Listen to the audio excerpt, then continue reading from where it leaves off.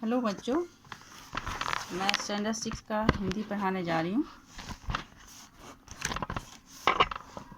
कल हमने आप लोगों को ये कविता पढ़ाया था वृक्ष, और उसका अर्थ समझाया था। अब हम उससे आगे बढ़ते हैं अभ्यास की तरफ। तो देखिए बच्चों, ये अभ्यास है। अभ्यास में सबसे पहले कठिन शब्दों के अर्थ दिए गए हैं जो आपको याद करना है। फिर उससे आगे हम बढ़ते हैं। तो पहला बहुविकल्पीय प्रश्न है, यानी कि प्रश्न का 4 विकल्प दिया गया है जिसमें से एक सही है। हम उसे देखेंगे और टिक करेंगे। वृक्ष कविता के कवि कौन हैं? हरिकृष्ण देवसरे, नागार्जुन, जयशंकर प्रसाद, शिव कुमार बटालवी। तो बच्चों, शिव कुमार बटालवी सही उत्तर है। ख है, कवि को वृक्ष कैसे दिखते हैं? पुत्र की तरह, दादी की तरह, माँ की तरह, उपयुक्त सभी। तो ऑप्शन चौथा सही है, उपयुक्त सभी। ग है, कवि कुछ वृक्ष को कहाँ रखकर खिलाना चाहता है? कंधे पर रखकर, हाथ पर रखकर, गोद में रखकर, उपयुक्त कोई नहीं। पहला सही है, कंधे पर रखकर।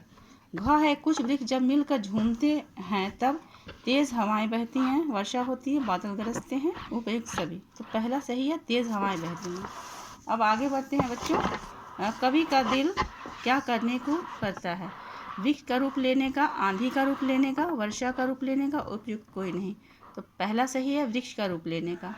उसके बाद है, कवि कहाँ जीना चाहता है? वृक्षों के ऊपर, वृक्षों के नीचे, वृक्षों की छांव में, उपयुक्त सभी। तो बच्चों, इसका उत्तर है तीसरा, वृक्षों की छांव में। अब बच्चों, हम दूसरा प्रश्न पे बढ़ते हैं। ये है सही और गलत का चिन्ह लगाना है इसमें। क है, कवि को कुछ वृक्ष दादी जैसे दिखते हैं जो परिंदों को दाना डालते हैं। बच्चों, ये सही है।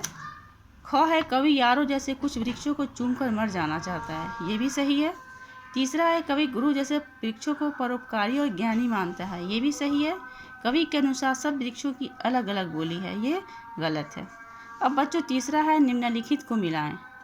यारों जैसे वृक्ष को हम कहाँ मिलाएंगे? झूमते और गले लगाते। दादी जैसे वृक्ष को हम मिलाएंगे परिंदों को दाना डालते। गुरु जैसे वृक्ष को हम मिलाएंगे परोपकारी और ज्ञानी से। और मेरा दिल करता है कि मिलाएंगे वृक्ष रूप अपना लूं। तो बच्चों, देखा आपने कि अभ्यास जो है वो कैसे हमें बनाना है। हम इसे इसका उत्तर कैसे देंगे। आज तक के लिए बच्चों इतना ही। आप जो है ये अभ्यास, कठिन शब्दों के जो अर्थ दिए गए हैं उसे आप याद करेंगे, इसे आप नोट कर लेंगे। और जैसा मैंने कहा था आपको कविता याद करना है, तो स्क्रीनशॉट आपने ले लिया होगा। आप उसे याद करके रखेंगे और फिर अगले क्लास में मैं आप लोगों से मिलूँगी। फिर तब तक के लिए बाय।